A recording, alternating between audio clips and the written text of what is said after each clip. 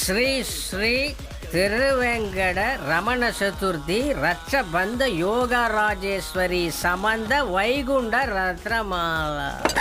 சுத்தம் ரொம்ப short and ஸ்வீட்டா இருக்கு.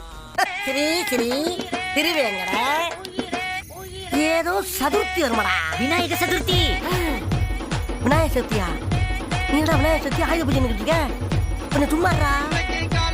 ரமண சதுர்த்தி அப்புறம் ரட்சபந்த யோக பரமேஸ்வரி.